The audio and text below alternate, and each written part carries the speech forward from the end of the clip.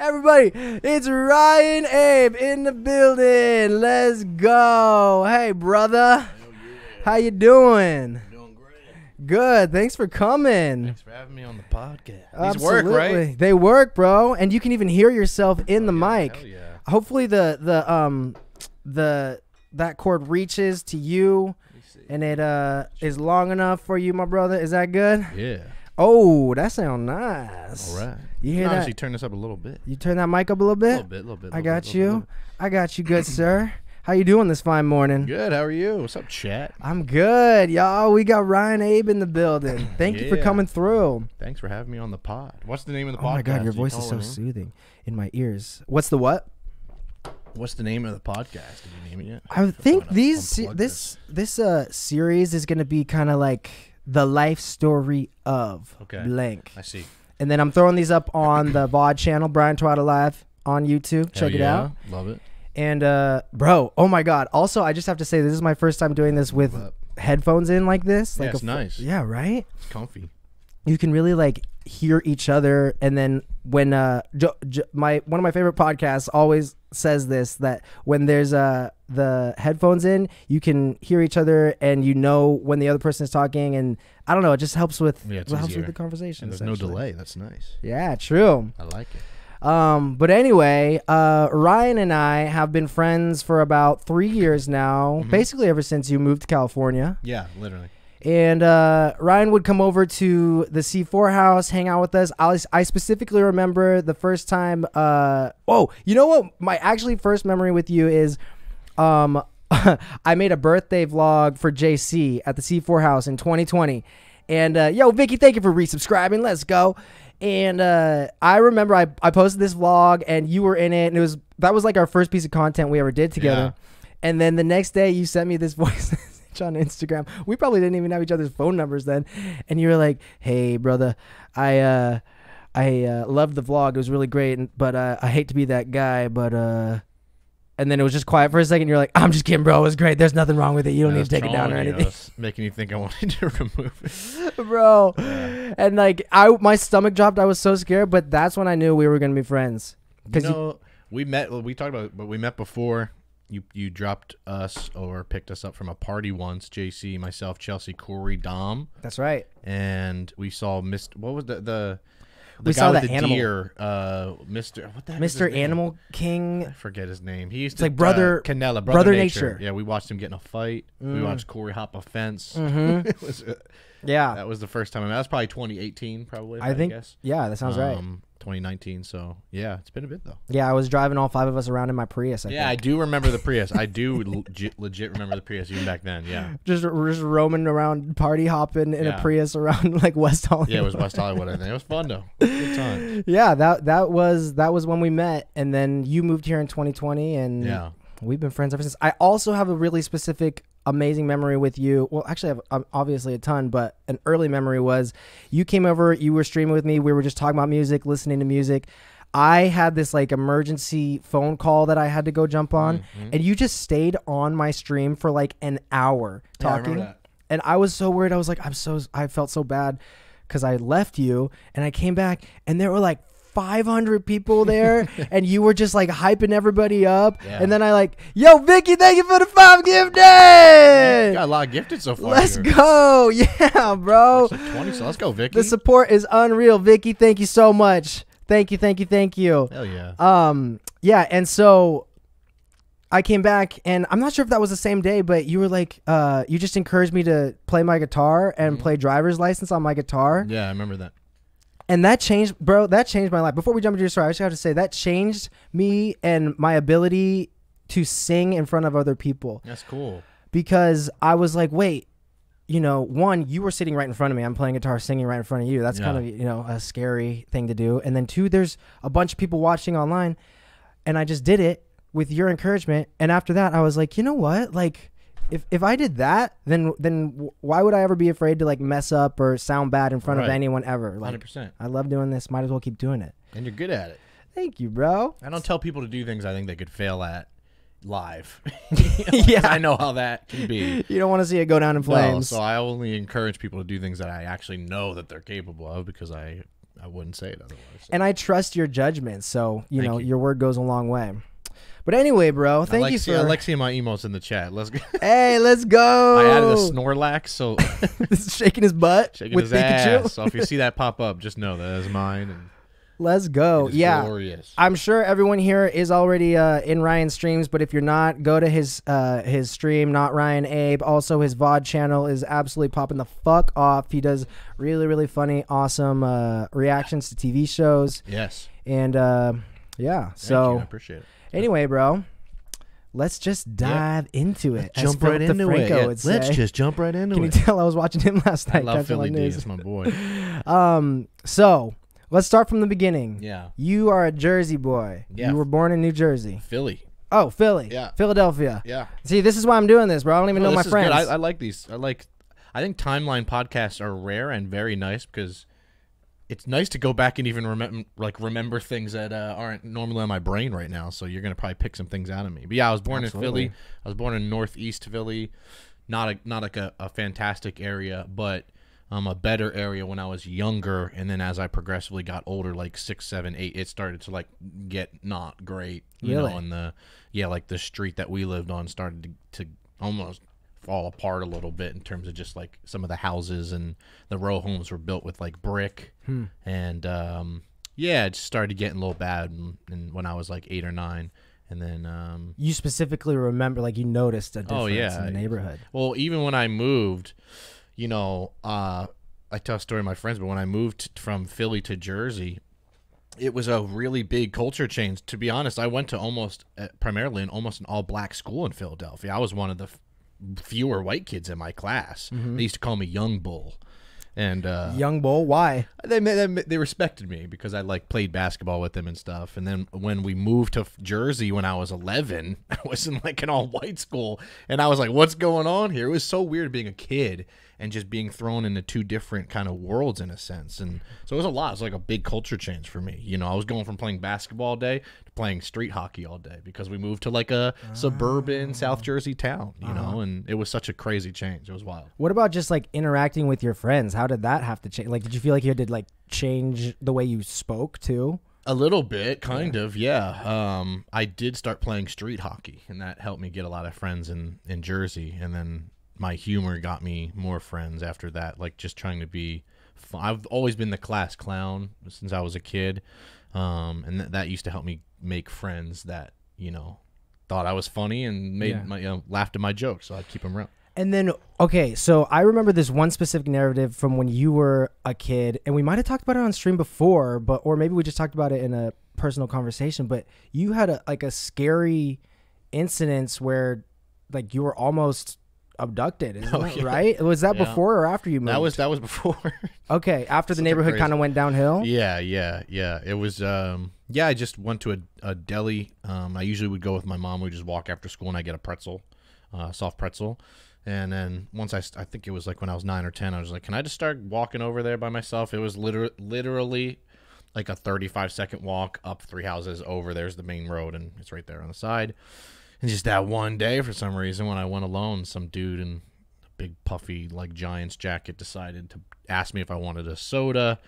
I said sure, and then I picked out a Pepsi One, which is like a calorie-free one, which means I was panicking because I would have just got a Coke for sure if I was not panicking. And then you already knew something was up. For sure. I mean, a little bit. And then he told me to drink it, and then that's what I was like. That's weird, and obviously something's going on. And then that's when he grabbed me and started going out, and the dude jumped the counter and honestly probably saved my life, which is so shout out to that guy. Yeah, the cashier that worked there jumped the counter, went out and knew my mom and me from coming in so much, and I believe he was probably a high school or college kid. Yeah, and just like obviously knew something was going on, and the guy just made a run for it, and he tackled him, and then I literally ran home because it was so close, and then they dealt with all that stuff with the cops and all that.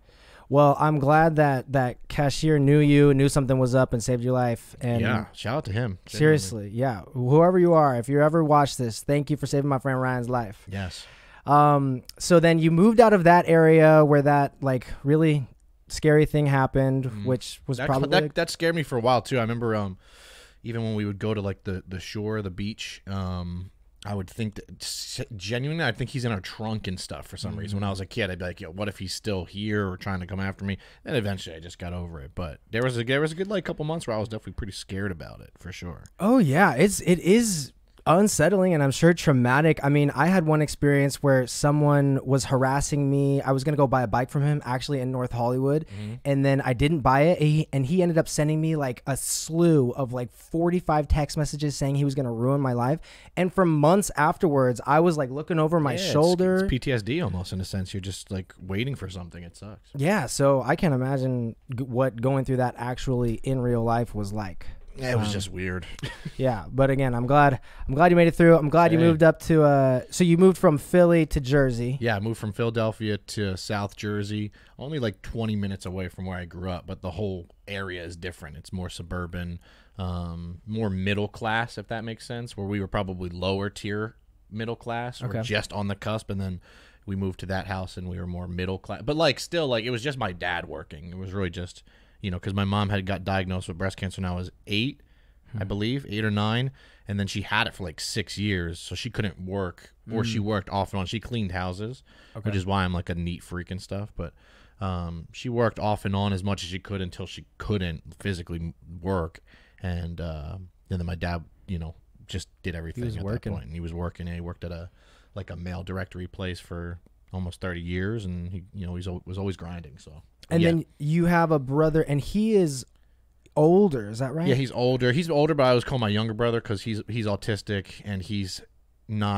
can't work. Not like he can't work, but like he can't drive a car. It would be, you know, if you gave him $20 and change and then said, "Can you give me $6 back?" Like he might struggle with that a little bit. So it's like he was like my older but younger brother. I always felt like I had to defend him or kind of like, you know, watch his back a lot in school, make sure people weren't making fun of him or, you know, all that stuff. I always had something I had to protect. But yeah.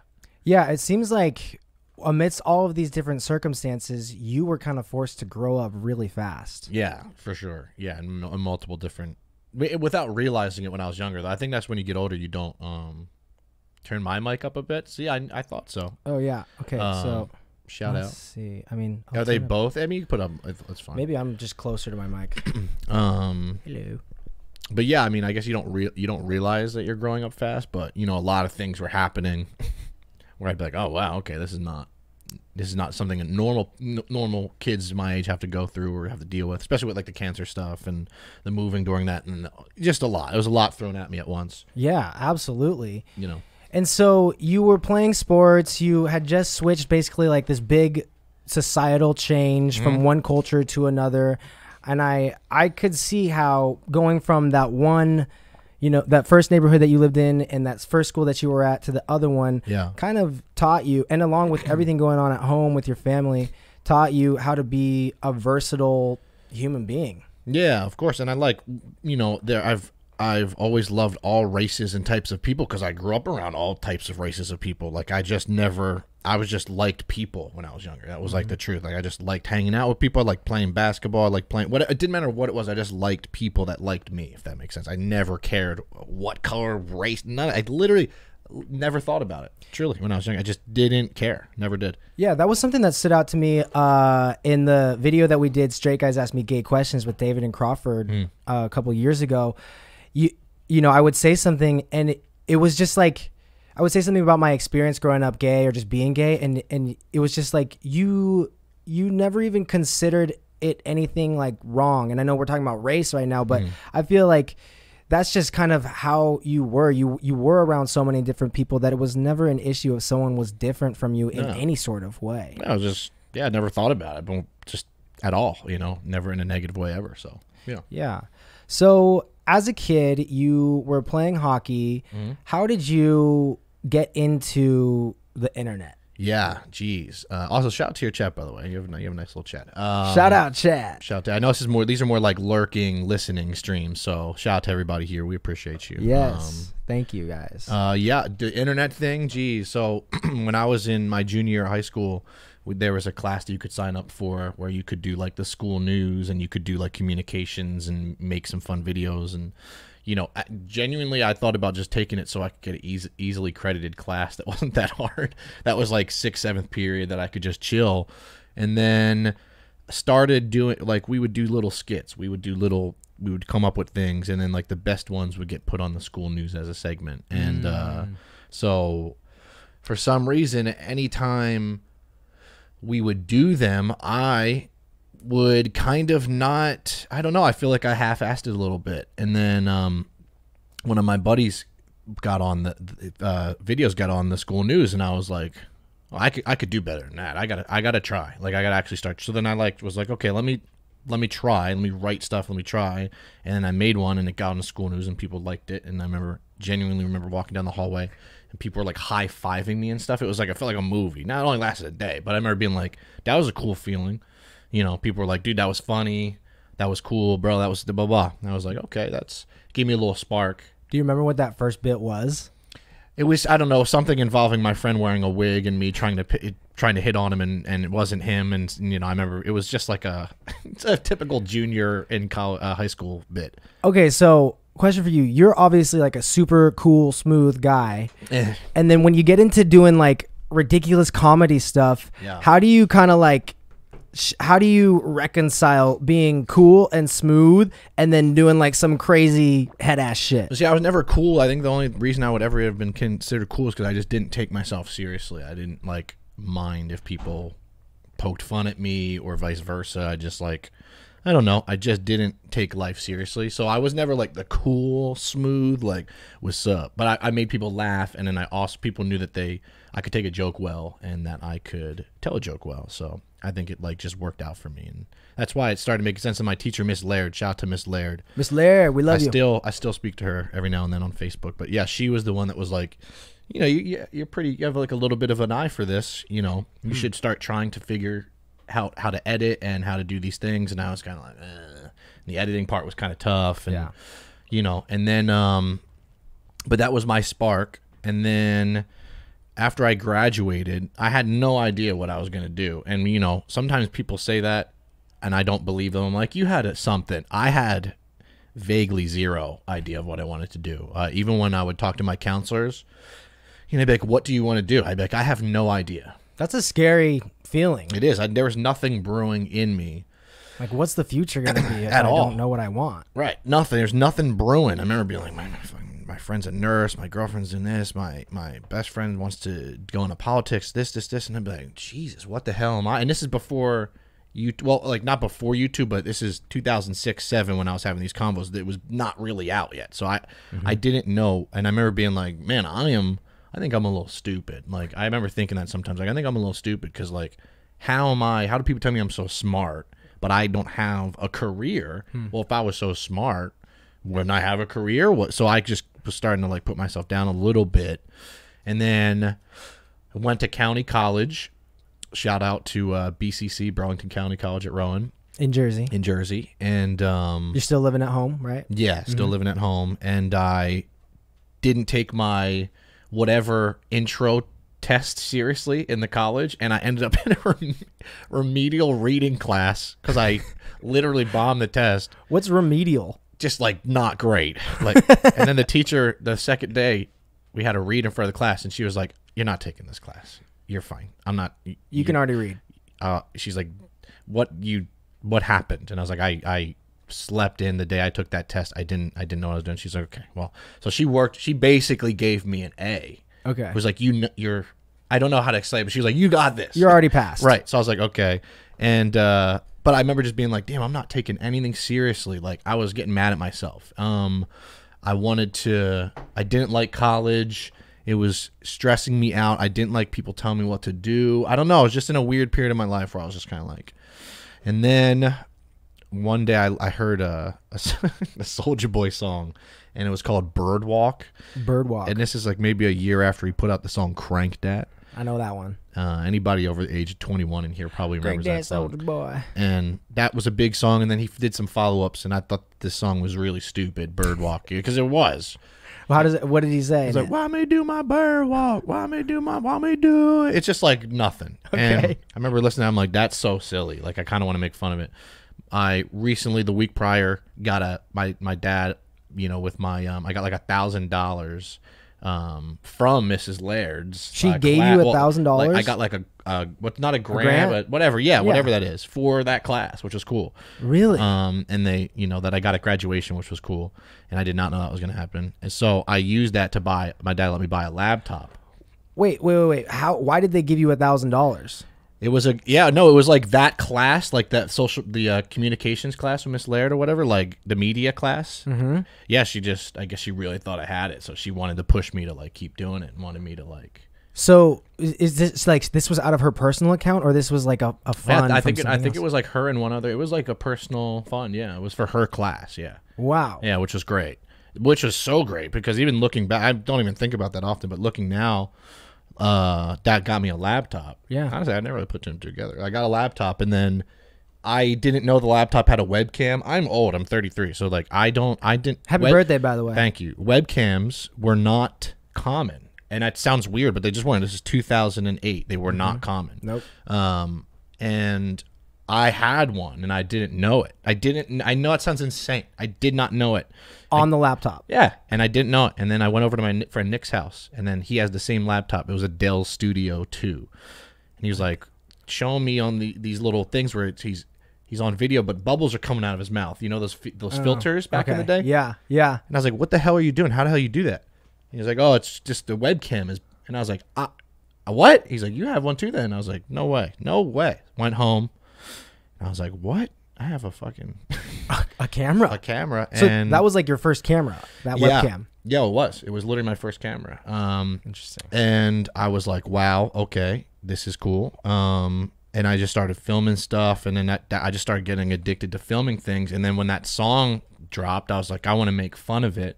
So I put on my Hollister shirt that had a big bird on it, put on some gloves, set up my laptop on a TV stand. I just started flapping my wings like a bird and making fun of the dance, and didn't know what to do with it. Right. And like, then no one was posting these online. No, like and that. YouTube wasn't. That'd be weird. No one knew. Not no one, but YouTube in 08, it was not a thing people knew about. It was very, very new, and you didn't even know how to post a video at that time. I had no idea how to do it. Which, looking back, sounds silly. I had no idea. No. So no one did.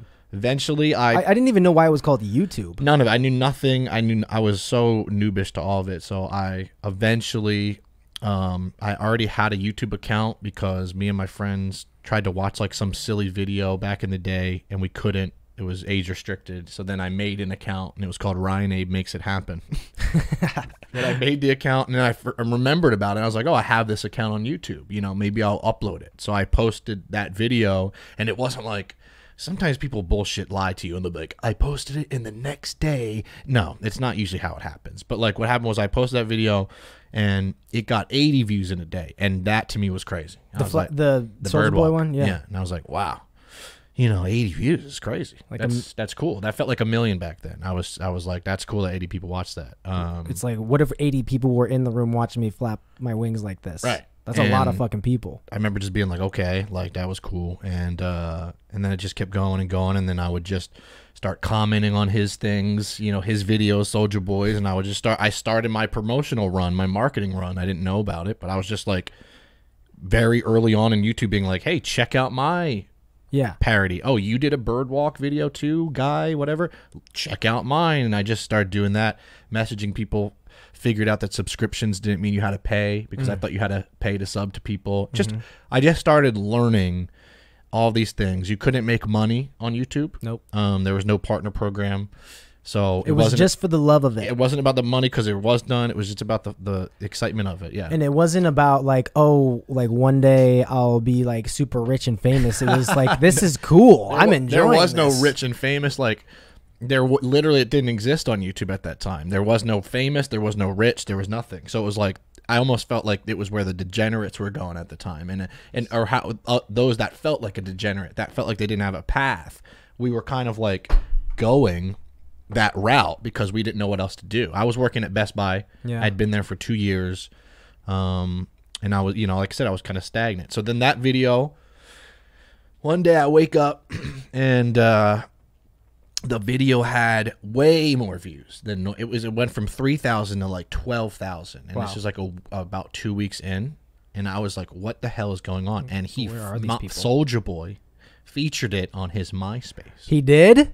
Wait, I did not know this. Which was crazy. What did he reposted the link? No, it was just on. Back in the day, MySpace, it would autoplay videos. If you could just put a video on your page, and he put my video. He put multiple in 1 week. It was me, 2 other people that I knew back then that did birdwalk videos. So he put mine on there for about 24 hours, and it got it like 8,000 views. And that was when I was like, oh, I could do this, but I was like, that's something. I remember thinking like, that's something, right? But like what? Like what is something, but what is it? Didn't know what, but I remember I was addicted to the attention. I was like, whoa, all these people are saying like, that was funny, man. That was cool. Soulja Boy posted, Soulja Boy this. And I was like, that's a cool feeling. Like, I like that feeling. You know, I made something, other people are enjoying it. Right. You're essentially, artist. you're an artist. Right. You're an artist. Yeah. The artist is complimenting me, and I was like, damn. So that gave me tons of confidence. I was just like, okay. And then I was in,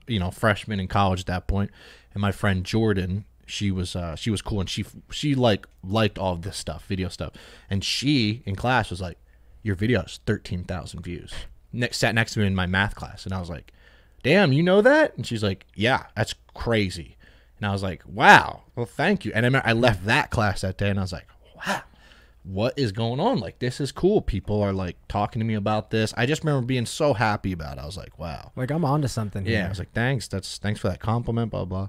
And then I think I just really got addicted ever since then. I just was like, put so much of my time into just talking to people on Skype, like-minded people, and just trying to figure out what YouTube was and why and like where it was going to go, because nobody knew at that time. So you would message other YouTubers? Everybody. I was messaging everybody I could. I was commenting on every video. I was probably so fucking annoying, but you have to be. That's what I've learned. Like, you have to be ruthless if you want something. You got to just get it. And sometimes you got to be insanely persistent and annoying and just keep going. And that's what I was doing. I was just commenting on I was trying to talk to everybody. Let's go, Thea. The 2 months. Thea, let's go, Thea. Thank you. I was just trying to I don't know. I was trying to do anything I could, and it was fun, man. It was all new. That's so cool. You were building community online in a way that no one had ever done before, and you saw how that was possible, looking for other like-minded creators and artists. You were wanting to show off your work. Yeah. And I always think that's so cool about so many of our friends, you included, obviously Kian and JC, Crawford too. You guys were doing this stuff before it existed. Like, there was no laid out path, and that takes balls. Like, that takes guts to say like, oh, I'm gonna keep putting myself out there. Nobody knows where this is going, but hey, let's do it together. Let's figure it out. Yeah. I think that was the fun part too. Nobody knows where it's going. So it was like, I was excited with the fact that there was no horizon. I was like, damn, this is like the wild, wild west. We're just going to see where it goes and whatever. And mind you, at that time, I was still just working, going to college. Like, I was not thinking this is my career at that moment until like that Kanye West Taylor Swift thing happened that I told you about once, where like I can get to that day changed my life forever. That was the change of my life. It's when crazy. He came and interrupted her? Yes. Because at that time, so I'm gonna let you finish.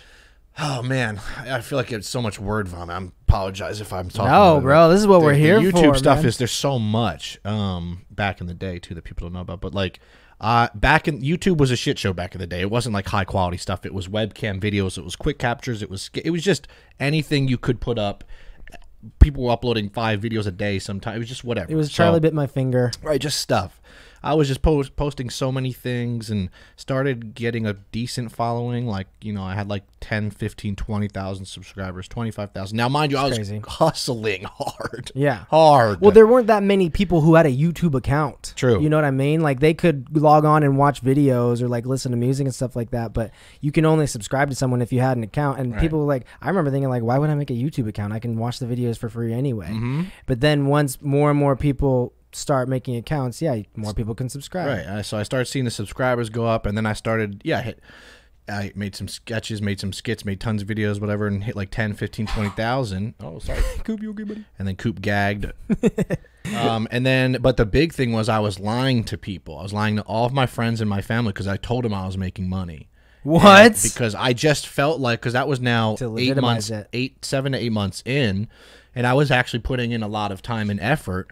And Were you putting in money to it? Yes, Yeah? because time and money and just buying some like props and just certain things. And I wasn't. The partner program then existed like months after I started YouTube, but it was really hard to get into. It was like you had to apply like it was Harvard, legitimately at the time. It was insane. And I applied a couple times, got denied both times. And that's what really started motivating me. I was like, you want to not deny me again? Like I was like, all right, bet. I'm gonna prove you wrong. And then I just really started locking in at that point, and I really started like just trying really hard. So what did you tell people when they asked if you were getting paid? I just said I make like $100 a month. I kept it low, but I was like, I make about $100 a month. From what? Ads. Okay. Because there was that partner program, but I was just lying that I was in it. That you were a partner. The funny thing is my friends, all they had to do to see if I was or not was if my videos autoplayed. If you were a partner, you autoplayed when you went to a channel. If not, it didn't. So they could have easily saw I was lying, but nobody knew. Nobody knew what it was. Knew that. But you're like, I hope nobody finds out that my videos aren't autoplaying. They believed my lies. Okay. Which is good because it made me feel less shit. Right. And well, I mean, that makes sense. You're doing something, and parents, friends, everybody's kind of like, what is the point of working so hard at something? Not what's the point, but it's kind of hard to understand why someone would be pursuing something if there's no way to make a living off of it. And I can't describe how bizarre it was at the time. YouTube now, the fact that people want to be YouTubers or social media people is so funny, because back then I was begging people to like just look at this or watch this or what do you think of this? I was annoying people to like, because I just had this inkling in me that it was going to be something. And I even Twitter, I had a Twitter in 2009. Like, wow. I always was like, man, I think this social media thing is going to be legit. And so then, wasn't making any money, was getting a little following, not a following where anyone ever recognized me, never, ever, nothing like that. But then one night, September 8th, it was an important day. So I remember it was the first week of September. Taylor Swift won an award on the MTV VMA Awards in 2009. She went to go up on stage, and Kanye West interrupted her. And should I let him out? Yeah, he probably has to continue. I'm listening. Yeah, so 2009 that happened. I was like, he's gonna definitely just try to come back in too. So we'll see what happens. But I was you just hear the eruption on there. I was like, damn, I can't believe that just happened. I was like, damn, I think I want to make a video about it. And even though, look, I've always been a Kanye fan of his music, even at that point, I was like, I'm so annoyed with Kanye. So I made a video, and I was like, did a skit where I was Team Taylor, and I was like, whatever. And then that, I was partner at that time. So the beauty of this was when this happened, I worked hard enough over those other 4 months to get partner. I grinded a lot. I was doing so many things to try to get views, because back then you just needed a view threshold, basically. I finally hit it. And then when that happened, that video got 2 million views in a day. What? All of my other views had a combination of 100,000 total. Yeah. So then in one day I got 2 million views, and I was on the homepage of YouTube. Yes, and it was absolutely the craziest experience I ever had in my life. In 2009. Yes, and so then I ended up getting 4 million views in a week, and it was just crazy, and it was just wild to tell my family about it. What is going on out there? I don't know. There's a war happening. But then I thought I was going to make more money. I remember it said I made like $600, which was crazy, but I remember being like, damn, I thought it was going to be at least 1,000 or whatever. For 2 million views. At that time you get paid from the video, and then at the end of the month you get this bonus that used to happen that you don't now. It's just they changed so many things. And one day so I told my dad about that money, and he was like, that's really great. He was really happy, but it wasn't enough to be like, okay, this is a thing, keep going. And like, then this is your career I now. refreshed one morning. I woke up, refreshed my AdSense, and it had like $7,000 in it. And I was like, whoa, what the hell's that about? That's weird. So I called my friend Brandon. I was like, is your AdSense glitching? Because nothing had changed. So I was like, there's a glitch. And he's like, that's yours, man. That's the end of the month bonus. And I was like, what did you just say to me? What? Like, this $7,000 is mine? He's like, yeah. From that one video, essentially. It was, yeah. And I was like, whoa. oh. And then I went downstairs. I was like, Dad. I was like, something crazy just happened. I was like, I made $7,000. I didn't make hundreds. I made 7,000. And the next day, what did he say? He couldn't believe it. He literally didn't believe it until I got the check in the mail. And they used to send you, Google used to send you a check, and it would say Google, it would have your name. It was the coolest thing. They used to send legit checks. Like you're an employee at Google. Well, you were at that time. And so that was it. That was huge. When your dad saw that, was that like a switch for him? And then I'm sure also for you, when your dad is like, okay, believing in like this is a career for you, I'm sure that's a huge confidence boost in the direction you're going. Yeah, for sure. He didn't think I was weird ever, which is good. You know, he never even told me to not do it, which is nice. I think he just wanted to look out for me, make sure I was doing the right thing. But yeah, no, when that happened, there was a switch where I could tell he was like, oh, you could, like, this is a job. Like, you could actually do this as a job. And that was crazy. And then I quit Best Buy that week. I was like, all right. Yes. All right. Bet. I did the same thing. But it wasn't with social media. It was when I did first get a camera and I made my first video and I got paid. I was a manager at Target at the time.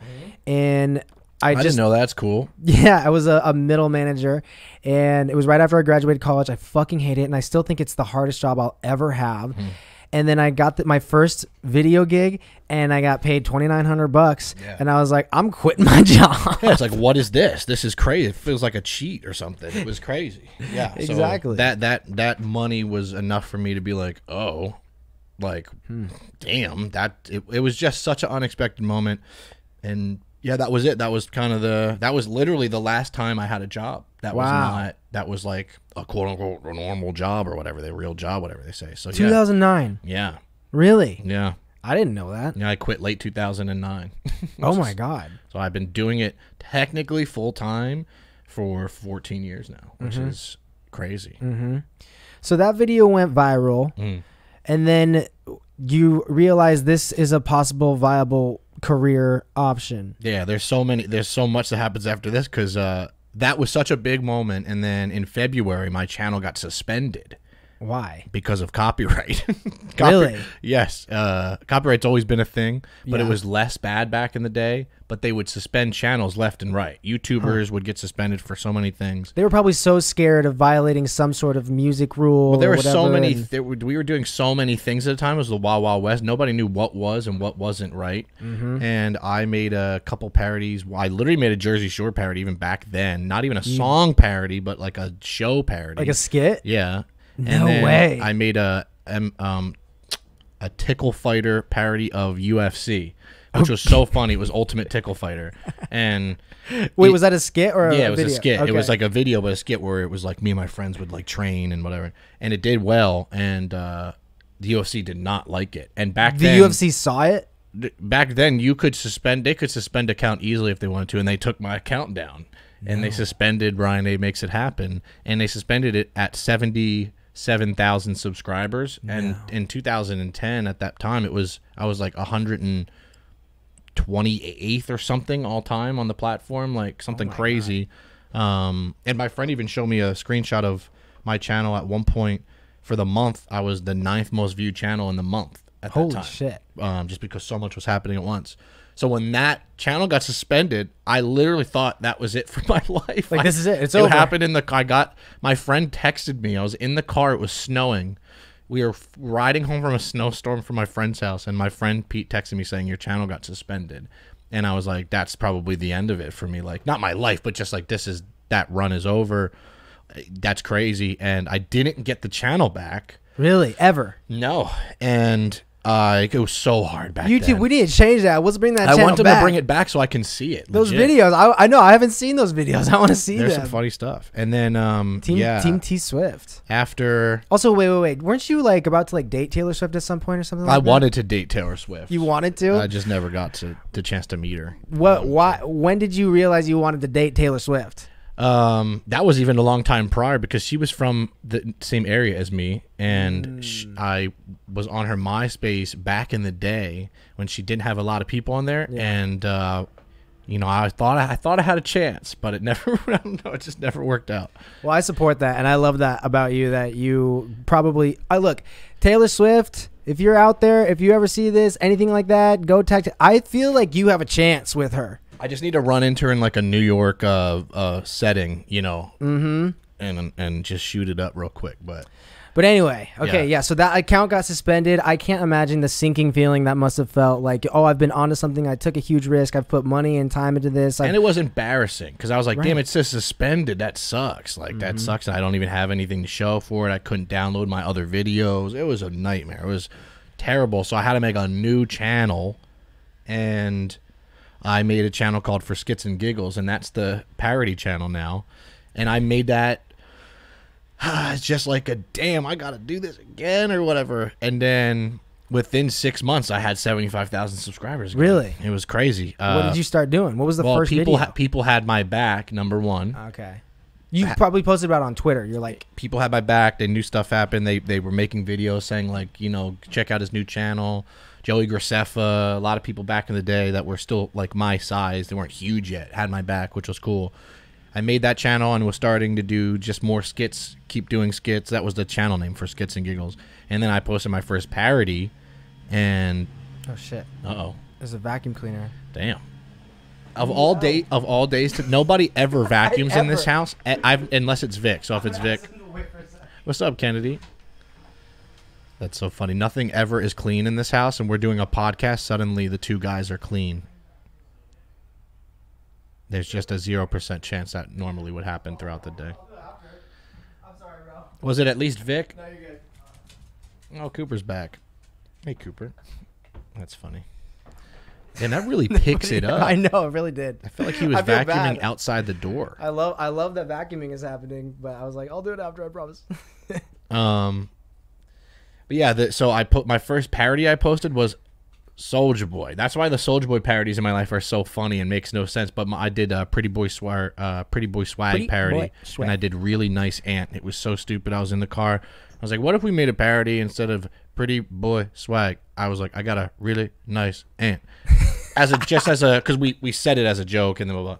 And then I said, I'm just gonna make it, and I did it, and then that did really well. That got 1 million views in a month, and I was like, okay, made another parody.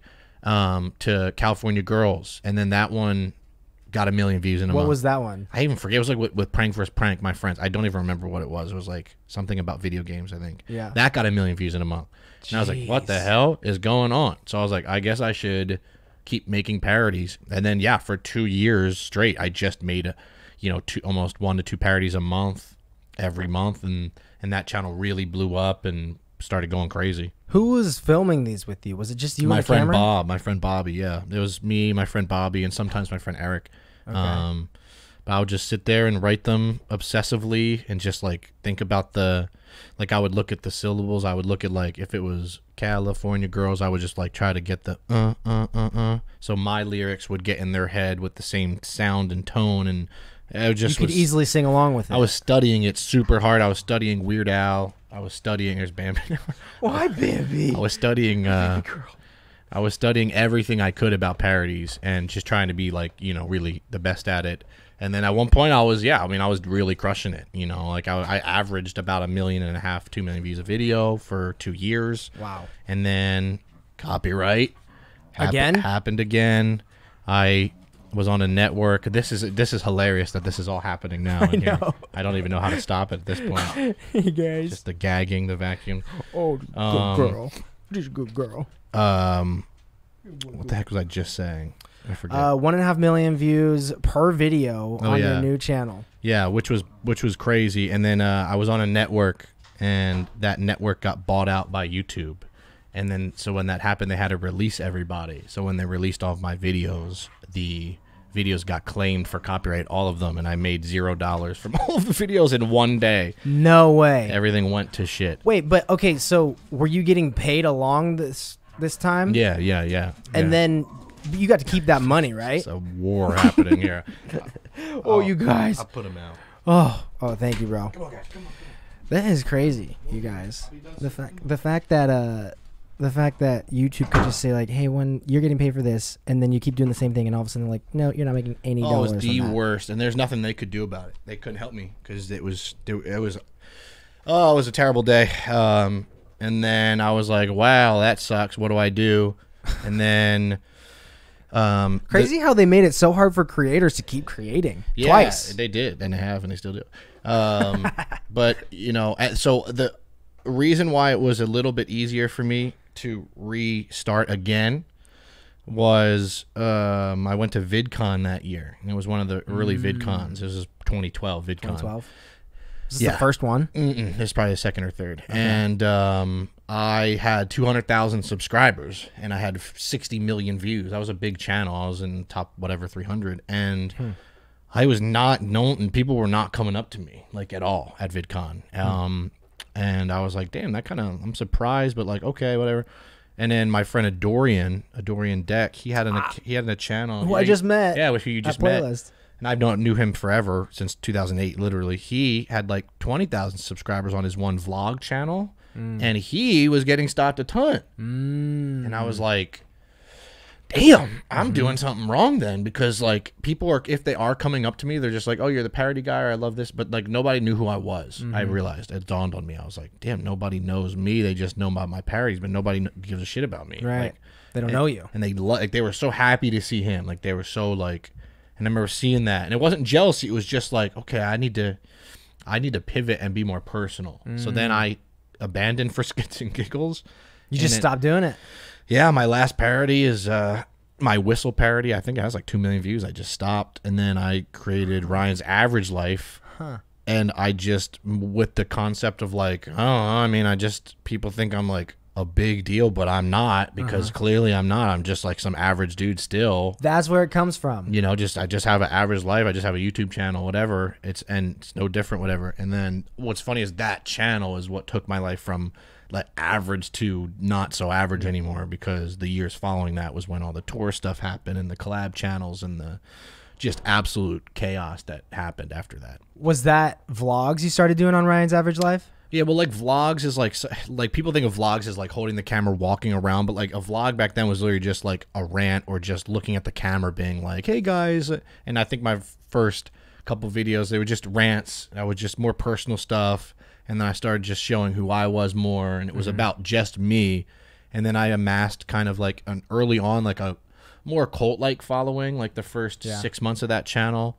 Did you see some of the people from the parody channel? Yeah, I did, because I promoted it at the end. I didn't act like the channel was going to end, but at the end of my video, I talk about a new channel I made, which is so funny, and then that turned into that channel. And then, yeah, I just kind of was like, okay, I want to be more personal. I want people to know me and who I am. And then that led into Ryan's Average Life, and then everything just started exploding pretty quick with that channel, to be honest. Like it did go pretty big pretty fast. And then you kept reaching out to other creators, is that right? Yeah, at this point I already knew so many people. I've been on the scene for about 4 years plus, and then 2013 was when things really changed, where like, I don't know how, but like fandoms became a thing. People wanted to go to things more. People were like crazy about it now. People were, I don't know, it was just a big deal. Let's go, Jules. Let's go, Jules. Thank you for subscribing. It was just different things. The landscape changed, and just stuff was happening, and I don't know, it all happened fast. It all happened fast. Within like a year, I think we all were just like, what the hell is going on? Like, why are people so caring about us now? So it worked when you got to making more personal vlog type content. And I grew my hair out. I made a business decision. I was like, I think I need to grow my hair out. Why? Well, it was huge at the time. It was One Direction, Bieber, everything. And I was like, I need to change anyway. And I was like, let me just grow my hair out. I just need to like change. And that worked. Yeah. And then, yeah, I don't know. I just being friends with all these people that were like-minded and blah, blah, blah, and doing the same thing. We just started collabing, and I collabed with Connor Franto on Average Life, and I collabed with Kian in the same week. So my channel was, really growing. Jeez. You were out here in California. No, this is all in Jersey. They were out there in Jersey? No, this is me and Connor was in Minnesota. Whoa. There was no O2L at the time. It was just Connor's individual channel. And all these creators were all over the place. Yeah, we were just scattered everywhere at the time. And what did you do with Connor? I don't remember. Something. It's something about movie quotes, maybe movies. Just something, some YouTube shit, some BS funny YouTube shit back in the day. But yeah, the collabs really started helping, and then I started getting like recognized a lot more, and then In your hometown? yeah, and just all over, honestly, when that stuff started doing well. And then like once I would go to VidCon or my goal was like I really wanted to go to a playlist or a VidCon and have what a Dorian had. And then from 2012 VidCon being a nightmare for me, and it was super humbling, to 2013 playlist, it was crazy. I really remember it vividly. It was one of my favorite moments of life. It was me and my friend Mikey Bolts. The same projection with him happened with me. We at the same time too. We walked into like one of the halls of Playlist Live, and it was absolutely chaotic. And I was like, "Oh my god, this is happening!" You just got swarmed. It was crazy. It was the craziest thing. It was the first time that ever happened to me. Yeah, just like 150 people around me. And they wanted pictures. They wanted to talk to you. It was crazy. It was crazy. I didn't know what to do. I didn't know how to handle it. I just remember going back to the hotel and being like, "All right, well, we got something here. You know, like we got this. You know, we're doing something right." Like, so F word. I know people are sarcastically saying that, but let me tell you, at the time, that's such a big deal. Like, no sarcasm. It's a feeling. It's undescribable. And as a creator at that point, even for 5 years, feeling like I was like had ups and downs, I was like, this is such a cool moment, because it just, I don't know. Sometimes you need a morale boost. That day boosted my morale so much. Absolutely. I mean, you had overcome nuts. Jumping into an industry that didn't exist yet, trying to pave a way blindly, and other people are like, I don't know how this is going to work out for you. You just have to keep believing in something that literally doesn't exist yet. You get your account banned, suspended, and then your next account, all of a sudden you're not making any money from it anymore after getting millions of views. You pivot and switch because you see a Dorian, like it's connecting with the people more. Another huge risk to take after you know this one type of content is doing so well. And then you show up at Playlist and you're like, oh shit, like I was right. Yeah, and like this is, it made me feel like validated, and then it made me feel like, okay, I'm not crazy. Like I do have some sort of idea of what's going on here, and how to make this work and how to make it happen. And then all the collab channel stuff started happening with SDK and O2L and all. Well, O2L came first, but the collab channel era was crazy. It was just an era of YouTube that I don't know. It's unfathomable how wild it was. It just didn't make sense. You know, how did SDK start? Just internet stuff, like friends that were friends streaming on YouNow, and then we were almost all in Jersey at that time. Live streaming? Yeah. And YouNow was a live streaming platform that we used to use back in the day. And we were all in Jersey, basically, most of us. So just from knowing each other, and, you know, it's like, hey, this is working for them. Let's try something ourselves. And at that time, I was like the head honcho, like everybody else's channel. Like I had like 100 and something thousand subs, and then some of the other guys had like 5, 6, whatever, 7, 10. So I was like, okay, I think I have the following to launch this channel, and then once it's launched, hopefully some of the other guys grow and we can grow. And that's exactly what happened. The channel launch went great. We got like 20,000 subs in a month, and then we had like 50,000 subs the next month, and we just, it really at that point was solid. And we started touring. You went on a tour. I think I toured for two years straight, almost nonstop. Did you really? What years? Like 14 to 16? Some 13, 14, 15, and 16, yeah. For 2 years? Almost, actually more. It was all because Press Play, there was Digi Tours, DigiFest, there was the SDK Tour. I mean, it was so many things. It's hard to explain. There were just so many tours. They were popping up every week, basically, and I was going to so many of them. And did you like touring? Yeah. Oh yeah, you did. Yeah, because it was like free travel, and you get to meet viewers. I remember just being like, this is crazy. Remember, someone that struggled to get a fan base early on and was trying to hit up anybody to watch my videos. It was unfathomable to me that people were then paying to meet me. I was just like, what the hell is going on? It was a great feeling though, because I really was working hard for it. So, you know, I just wanted to keep going, and I just said yes to almost all those things. And yeah, I mean, I literally just traveled almost every day of my life for like 3 years. It was insane. And you're in Jersey, and you're just flying out and doing all these different tours. Yep. And so then you stayed in New Jersey still till 2020. Almost the pandemic, yeah. Right? Yeah. And so what were you working on basically from like 2017 to 2020? That was the under the table quiet Dolan twin stuff that I was working on, because that was 2017. I started to pivot away from YouTube because the dust had settled on all that stuff for a bit, and it was, you know, some burnout happened. Yeah.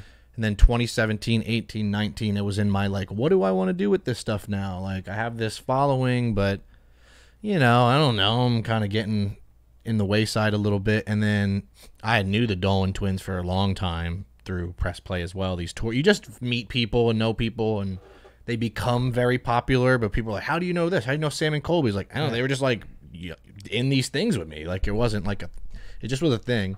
And at this point, y'all have known each other for like almost decades. Oh, I mean, Sam and Colby, I met them literally like almost 10 years ago, and same thing with the Dons. It's crazy stuff. It literally makes no sense. I love that history. And then like at Jake's birthday a couple weeks ago, you're just chatting with them, and I saw you chatting with them, and it's so cool just to think like y'all have known each other and been in this industry together for 10 years. I talked to them for an hour about how proud I was of them, because they were some fans, or like, I don't know, like, I don't say the word fans, but they like looked up to SDK, and I was like, bro, it's so cool now, like years later, like, to see you guys were on Joe fucking Rogan. I was like, that's insane. I was like, it was genuine. I was so proud of them. I thought that was the coolest thing. So I was happy to tell them that. And it's just the parallels of watching even the Dolan twins. Like, you know, what's funny is I initially didn't even hit it off with the Dolan twins because they were so young. They were just like my little brothers. Yeah. But I hit it off with their dad. Really? He was so cool, and he was the best. And we would just talk about hockey and sports, and then playing football, and so much so that he dropped me off to airport hotel, and the whole car ride they were in the back and I was in the front with their dad, and they were like, are you guys ever gonna stop talking? Like, really? We were just talking about just chatting with them, and we just basically like forgot about them in the back, and they were like, what the heck? And yeah, so like their dad was we hit it off. What year was that? 2014 probably. Okay, and they didn't even have a YouTube channel at the time, so I was talking to They were just doing Vine or something. Yeah, and I was talking to their dad in the car. I was like telling them like, you guys gotta do like They were already in the process, but I was trying to say like, I'm telling you, it'll and boy did that work. So when after they blew up in 2017, 20 whatever it was, their dad Sean said to them, why don't you have Ryan start writing stuff with you? You guys are getting burnt out. You guys need some help. You need a team.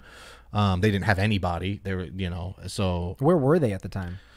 They were in LA. They were. Yeah, they were in LA. They probably had like an agent or whatever, but like they just didn't know. They had like that burnout that they needed some help with. And he said, how about Ryan? Wow. Which I thought was cool. He remembered you from 3 years before. And they had told me like, my dad like was like, why doesn't Ryan do it? And then I did. I started writing for them. I started coming up with their videos, and just quietly just working that behind the scenes world. I wasn't used to that. It was always about my own channel. So I was like, okay, this is different. This is cool. And I started writing for them, and then they started blowing up like crazy, and the Sister Squad was just insane. And that was like James Charles, Emma Chamberlain, and the Dolan twins. So it was this weird thing where I'm like in the background, and I'm like, this is insane that this is happening right now. And you're a part of this huge blow up of a new age of YouTubers, essentially writing in the background. It was cool. It was cool.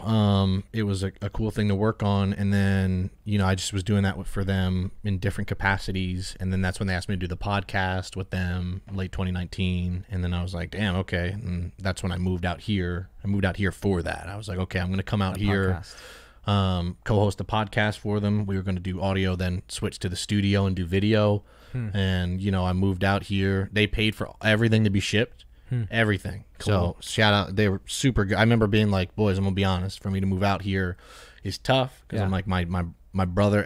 It was a lot for me to move, because I kept having these thoughts about something happening to my dad or brother while I was out here, blah blah, and then finally I was like, okay, I gotta do something. I gotta make the decision to do it. And they're like, yeah, we'll make it as seamless as possible, and they did.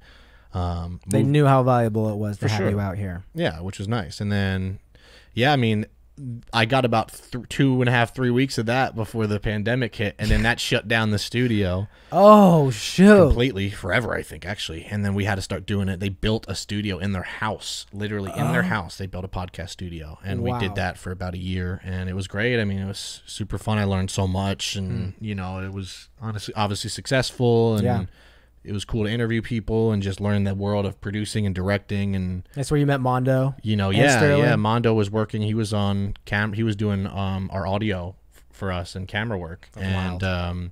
And then Sterling, yeah, she was just their assistant. Yeah. Yeah, it was just, people move up. And then yeah, I quit that in mid 2020 so you were mid to late 2020. Late 2020. You did that for like 9. About Okay, about a year. Yeah, about a year. And was that a difficult decision to make? Yeah, because I think they quit shortly after all of this, so I could tell. I knew something was just brewing. I spent a lot of time with them. I knew some things were going on where they needed. I needed, and we just needed to figure it out separately. Yeah. And they were in a different path, and I was getting overwhelmed and stressed, and I was like, I can't deal with this anymore. It was a lot. It was just, work can get stressful for anybody, and I was like, okay, I think I need to figure out my own path, and I knew that they needed to do their own thing for a bit, and they did. And I feel like that is kind of what got you back in front of the camera. Like you went into this period of time where you're writing and you're producing, and then you come and you're doing this podcast constantly, and you're like, okay, I'm back in front of the camera, and people remember me and they know who I am. You're on this successful show podcast, and did it kind of seem like that is what kind of primed you for what was next? Absolutely, yeah, that for sure, because I was back on camera and back on a thing that's getting a lot of views and a lot of feedback, and I was like, okay, people are being nice to me, like they're complimenting me, or they're saying this or that. I was like, okay, I can still do it, because sometimes you need to be reminded you still got it. In life, sometimes it takes somebody to be like, hey, you still can do this, man. Like, you didn't lose it, you know, because you can get in your own head sometimes. And then the pandemic stuff was happening, and then I don't know if you guys remember, but I when I would play Among Us, I didn't ever stream for the first 6 months when all you guys were streaming and Camboys and all that stuff was going on. I didn't stream ever. I just played Among Us on my phone. With us? Yes, on my phone, just with my headphones in, Discord or whatever open, and then I would just play Among Us. No way. And I got and okay, I have to say this because I want to take credit for this, because I deserve it for what I did. Take the credit, sir. Was begging JC to play Among Us. Wow. Begging. I was starting group chats with our friends Jimmy and Eric Rossi, my friend, so that I could get people that we know to play this game. I was really up on it when it first came out. You believed in it. And for sure. And I was like, I just wanted people to play with. Yeah. So I was just messaging him like, yo, will you play this? We have to play this with it. No. Same thing happened with Fortnite. I made him play Fortnite, and he can confirm all of this. I made him play Fortnite. That's wild. And I made him play Among Us, and I remember it vividly. The week it started working, and he was like, well, the stream went well. And I was like, oh my God, it's happening. This is what I was thinking could happen. Like this camaraderie and the friends, and the original crew wasn't the Cam Boys. No. If anybody was there back in the day, I'm trying not to read chat because I don't want to but it was a different crew. It was just, dude, it was like it was a lot of his friends from Texas, our friend Matt, Jimmy. It was just a random group. Yeah. And playing Fortnite and Among Us. And within like a month or two, I remember just being like, whoa, like JC's viewership just started skyrocketing, because there were times where like when he started streaming in 2017, we were just playing Fortnite. It'd be like 200 people. That would be the stream for years basically. And Among Us took it to this level with the pandemic. I just remember being like, it was so cool to see it happen. And I finally, when I quit that podcast, I was like, I think I've built up enough rapport with people playing this Among Us. I was like, I think I could pop, and everyone was telling me, you should stream. Why don't you stream? Why don't you stream? So I was like, I think I can do it. Let's go, Paige. Yo, Paige, thank you for subscribing. And it was, and then, so the Among Us stuff really just popped. And I remember being so proud. I was like, dude, yes, thank God. I just was hoping this would happen. And then I finally started streaming. And then that's when I was like, oh, I can do this too. But there was something that first year of streaming where I was still like 1 foot in, 1 foot out. Really? I didn't have passion for it yet. Yeah. I didn't get it. I didn't know what the hell was going on, to be honest. I think like Twitch is weird. It is. If you don't know it. And it's different. It's confusing and it's overwhelming. Very as much. A viewer. Yeah.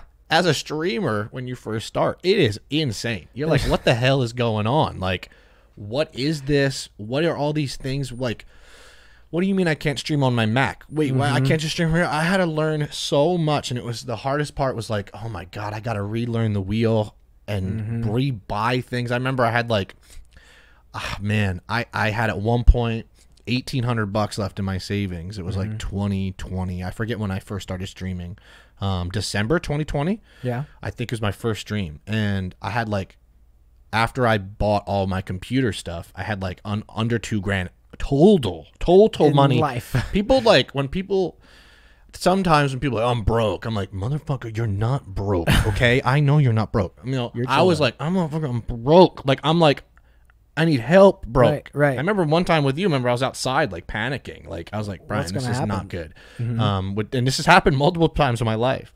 And I found a way to bring it together. And I was like, okay, no, I'm going to go out. I'm going to fucking spend $2,000. I'm going to buy this computer equipment. It's going to pay off. Yeah. I just kept telling myself, like, it's going to pay off.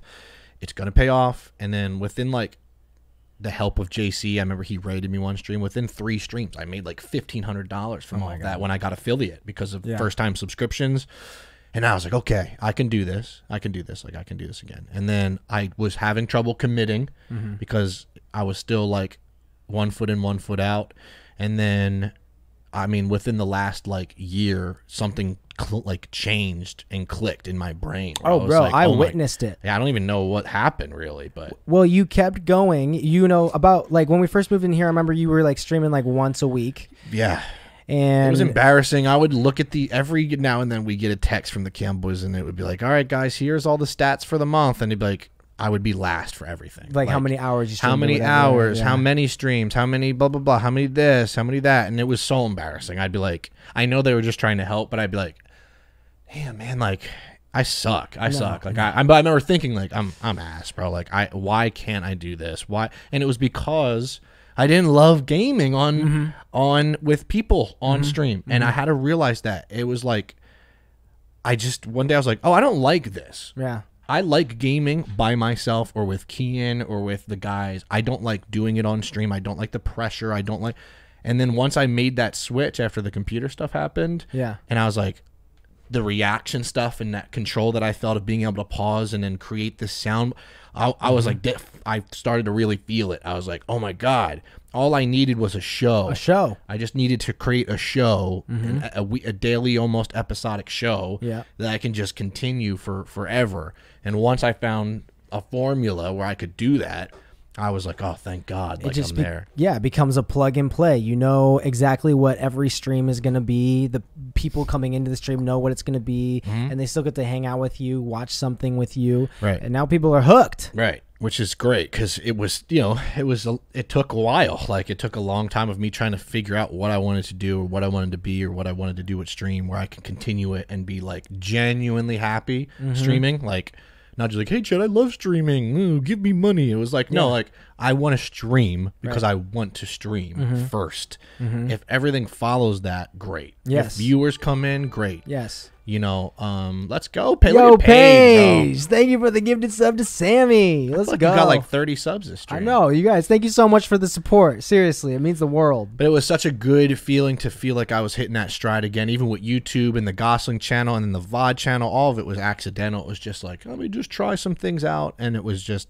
it's been a nice year to see that I can still do it. And then now I have confidence where I'm like, oh, I can do it. Like, no problem. And with the best of them. And it kind of seems like with all these different things that you've done, there's been a season of, okay, I just have to keep pushing through regardless of what's happening right now or regardless of what anybody else is saying or even of how I'm feeling. Like, if I just keep doing the thing, I'll figure out what works for me. For sure. You have to be a little selfish too sometimes and be like, really pull in what can you do for a long period of time and not hate it and not get burnt out or not get upset at people over it. And so it takes a while to figure that out. You got to power through it. Even the VOD channel, like when I made that VOD channel, it was the first 4 months of it was like nothing. It was like I would post random stuff. I'd post my ranking stuff. I'd post certain things, and some would do okay, some wouldn't.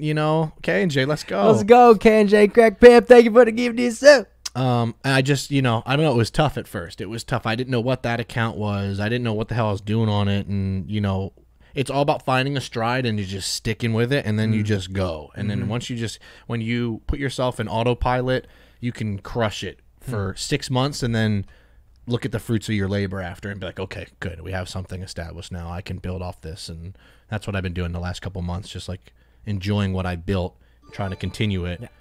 Dude, oh my look God, at Paige, this. thank you for the gifted sub. This is great. Wow. Thank you guys so much for the support. It's a great stream. Yeah, this is so much fun. And so that kind of brings me to just some follow-up questions of your life in general. There's so much more. I think we could do another one day about like stuff with my family, which is more personal. But I didn't want to just gloss over, like, to be honest, like the death of my mom and then YouTube. And I'd rather do that separately. I'd rather do so many family things, and it's a separate conversation than like. Yeah, let's do that. This journey, if that makes sense. But yeah, well, I'm curious on the questions. So over the course of your career, also Shania, thank you for subscribing at Tier 1 for 2 months. Eruption of subs the last couple minutes. Thank you. Thank you guys. Over the course of your life and your work and being a creator, paving the way for so many of us that have come after you, what are just like some other just like guiding principles that you live by? Yo, my God, Thea Barry, thank you for the 5 gifted. And Paige. Oh, and Paige. Wow. Thank you guys so much. For the listeners that don't have video right now or just lurking, Brian's getting a lot of love. So. Oh my God, you guys, thank you so much. Thank you seriously so much. I love you. That's a W. Thank you guys for being here, and thank you for the gifted subs. Thank you, Thea. Thank you, Paige. Hell yeah. But yeah, like, I guess what advice have you, or what have you learned doing all this besides sticking with it in the beginning? Like, what works? What do you feel like has enabled you to continue to do this for so long? I think constantly finding things that I actually like doing and then pivoting when I don't like doing them anymore. Because there are things in your life that you will start being passionate about that you will lose passion for every now and then. Not everything, but certain things. And that's okay. It happens. It's life. When you feel like a chapter is dying, or this excitement is, as long as you find something else to get excited about in that realm, you will continue to do fine. That's what I've learned. Like, Ryan A Makes It Happen was suspended. Oh my God, I'm done. This is it. Yeah. Maybe I could do some skits and parodies on here. Oh, okay. Boom. That was my new thing. Oh my God, I'm gonna do it forever. Then that lane ended. Oh my God, what am I gonna do? I'll do vlogs now. It's just, there's a step and a step and a step and a step and a step. You just got to keep going up, keep finding new things to get you excited, keep finding new stuff to get you inspired. And if you are not enjoying what you're doing and it's a career in social media or in this world, people will know. It's easy to see. It's easier to see than some people think. People can see genuine excitement, happiness, and passion, and they know when people are doing it for a check. And it might work for some people, but it doesn't last long. You know, to be consistent and to do this for a long time, like, you need to really, really like it, and you got to be ready for the long haul and the journey. It's truly just about knowing that journey is going to have ups and downs, but like, the ups are good. Dude, Paige is having a field day with this. Paige, thank you so much for the 5 gift day. That's at least like 45 subs total today from your whole chat here. JC, Crawford, Paige, Thea. You guys, thank you so much for the gifted subs. Seriously, thank you for the support. It's funny watching subs come in during a podcast, because normally it's like, yeah. And this one you got to be like, thank you so much for Thank you so much again for the 5 gifted subs. Yeah, it's like you got to be subdued almost. And for the level 5 hype train. Let's go, damn. Okay, I have another question. That's what I would say for that. Like, you gotta understand that there's gonna be things where you're gonna be like, I used to love doing that. Why don't I love doing that? That love will come back if you find something else. I'm telling you, like, my love for I didn't want a podcast for a bit after I quit. And I'm back to being like, dude, hell yeah, I love talking again. So like, sometimes you gotta let it go for a little bit and let it come back, and it'll be fresh. Don't overthink about it. That's the truth. Just keep going. Don't overthink. Yeah.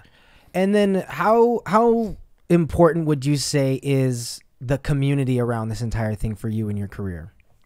Huge. I mean, the community is a reflection of you as a person too, because if you are the person that is stemming the community and creating it, if the community is toxic and stressful, then it's probably because you're toxic and stressful. And it's like, that's what I realized. You can like curate this perfect community, because there are so many amazing people out there that are looking for a community. Yeah. So you just got to find them and put yourself out there to find them. It's all about putting yourself out there to find like-minded people for me. The people that come to my streams are like-minded people who like watching shows, or might have a little anxiety, or might need a little escape, or might like, you know, the sound. But you just got to find like-minded people, and that community will start brick by brick forming, and you don't realize it. You don't know what your community is. You don't know what any of it is, it just starts painting itself. And then one day you're like, oh my God, I have a nice little community of people here. And it's so important, though, to have a community that matches your vibe is so important, and it will keep you going. And sometimes, if you're having a bad day, Paige is not making us have a bad day. Paige is not giving up. Thank you, Paige. That might be 20 subs for Paige. Seriously, thank you so much, Paige, for another 5. Get this up. Paige comes into my Dance Mom streams, and I always say that, like,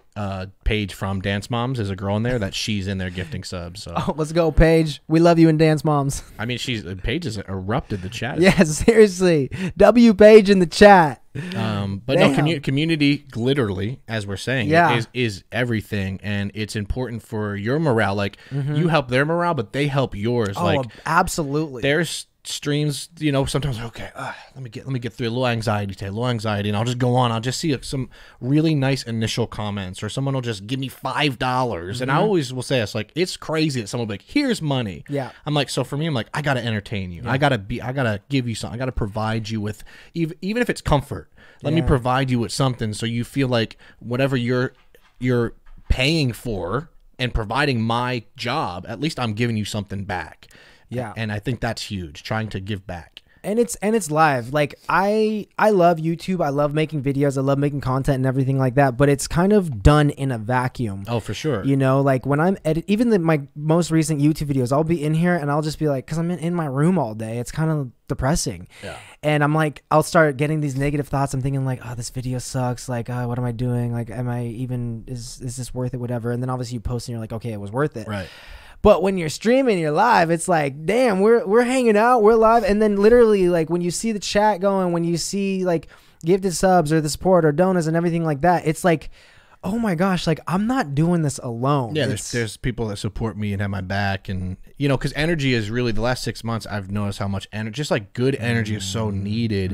And I used to be one of those people like, energy, whatever. No, like, I can really feel it now. I can see it. And, like, when you have a good community and your energy is positive, it's hard to have a bad stream, because you're just flooded with nice people that care and like know when you're maybe having a kind of a weird moment, or if you're stressed, or if you're this or that.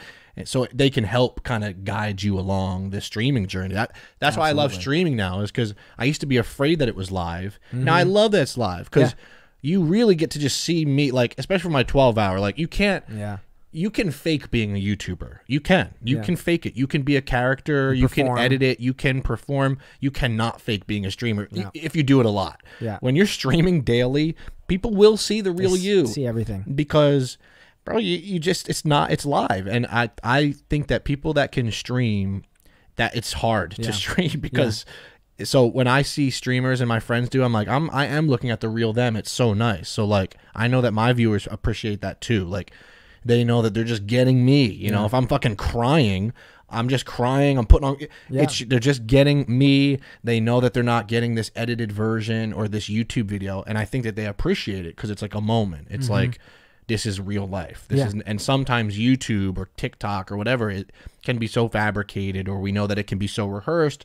It's nice to get this feeling of authenticity, and I think that that's what streaming provides, which is why now I love it so much. It's so needed. Bro, I just have to say, I've lived with you for over a year now. We've been friends for a few years. And even as you're just talking about this, I'm like, a little bit emotional, because I'm so grateful for you.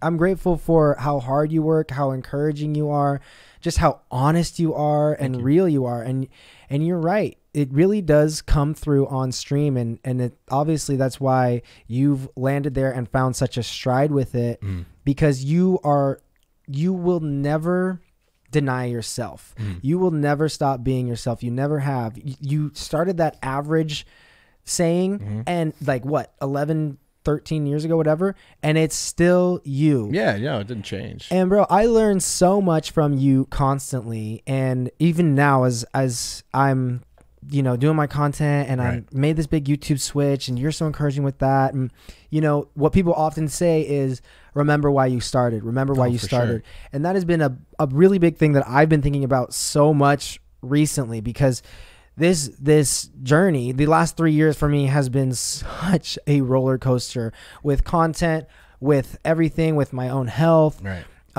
with like who I am, and then I feel like recently I've been looking back and thinking, okay, how do I really connect with why I started? Right. And you are such a beautiful, amazing example of staying true to who you are, staying true to remembering why you started ruthlessly, no matter what it costs. Yeah, you have to. You have to. And you see it with every piece of content that you put out there, with your Instagram stories, with your streams, with your merch. It comes through. And that has been like one of many lessons I have personally learned from you. And so I just want to commend you. Thank you. Appreciate that. Thanks for saying that. Absolutely. On a beautiful career, and just paving the way for so many people to come after you. The bravery and how courageous you've had to be. How many times it has felt like this is the end. I'm not going to be able to do this anymore. For sure. Stepping back behind the scenes and just working hard, diligently, continuing to be creative, and then returning back into being in front of the camera and absolutely fucking crushing it and being a staple in my life, in our community, in the Cam Boys.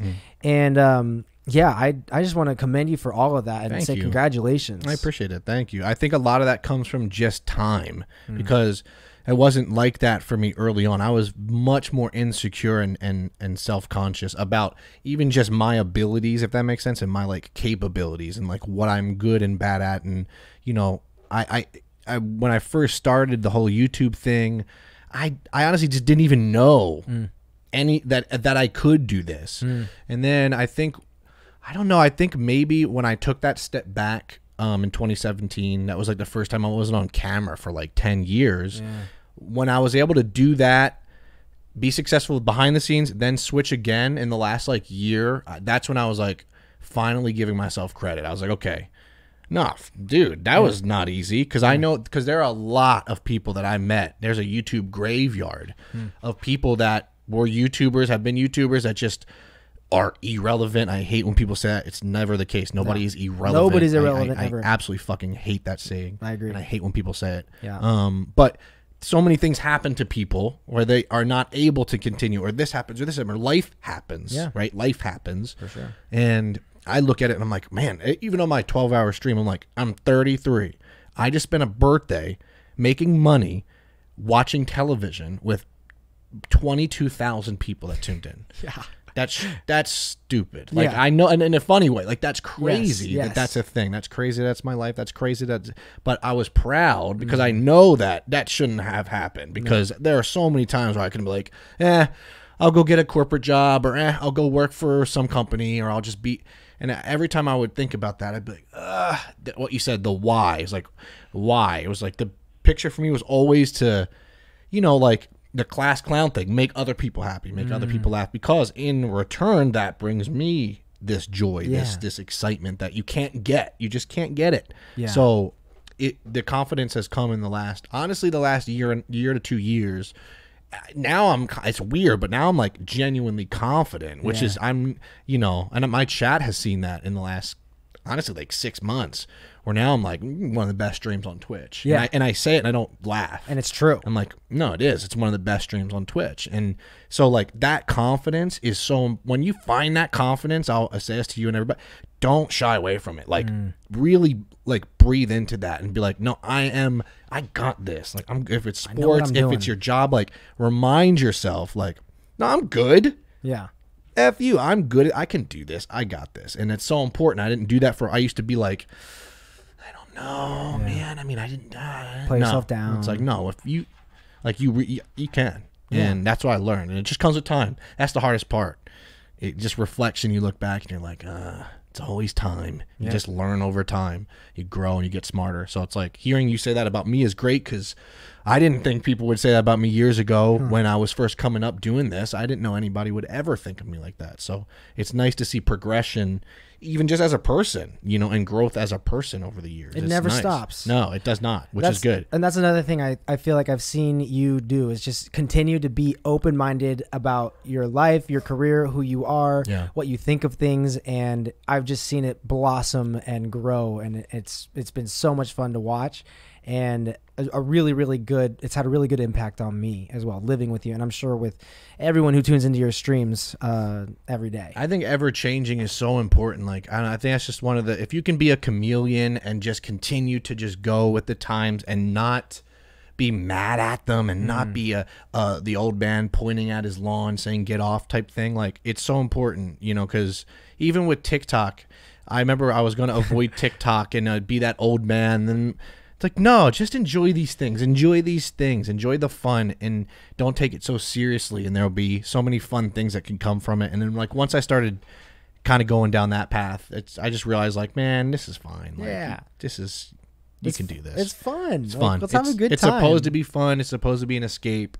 It's supposed to be something that's different. And that's why I'm doing this. There's a reason why. So, yeah, you just got to be open and not so standoffish about things or not so afraid of change. And there's so many things I've changed about. I even told you before, like we talked about it, where I used to almost feel like I was demeaning towards gay people back when I was younger because I grew up in a time where people would just say the word gay all the time. And same. I would say it all the time. Me too. I had no idea what I was saying when I would say me it. either. And I would say these words and I'd be like, you know, and then growth is being like, no, what? That's like, what is to judge any human, is insane. So I think just anybody, please be open on change. Don't be afraid of changing yourself and who you are and your perspectives and your ideas, because that's growth. Like, growth is being like, bro, when I was in 10th grade, I used to be like, oh, I don't like gay people. Bro, that's just insecurity of not knowing something. That's insecurity of not knowing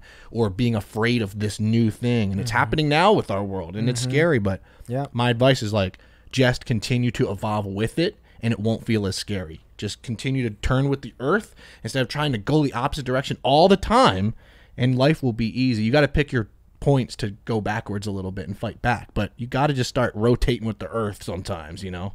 It's important. Bro, that just gave me the chills. That's a good word. Oh, thank you. Yes. And that was amazing. I loved hearing about all that. Like, I honestly didn't realize that we would mostly go down the career path, but you're right. We should do this again with essentially like more of like your be free all story. There's so many things with life and you know, things. Yeah, I'd be down to come back on, do a whole nother one about my family life and all the crazy stuff I went through with absolutely, some things, so, absolutely. But anyway, thank you so much. Yeah, thank you. It's been great. I'm fine. We've talked about this for literally 2 years. I know, bro. I know. Like almost 3, actually. So this is nice that we finally got it going. And now we're here. We're here. And thank you so much for always encouraging me just to keep doing, you as well. to keep doing me. The fact that you believe in me helps me believe in me because I respect your opinion on things. So thank you, bro. I appreciate it. Thank you. Right back at you.